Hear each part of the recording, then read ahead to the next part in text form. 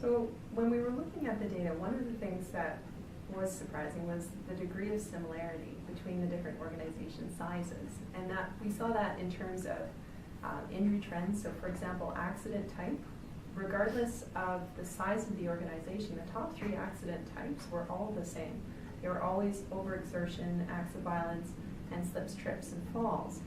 The order flipped around a little bit depending on which organization size you were looking at, but for the most of those categories that we looked at, it was very similar.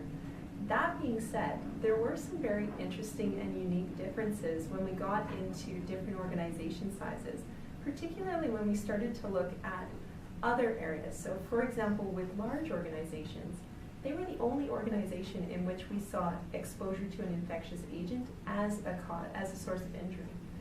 We didn't see that in small or medium within their top 5.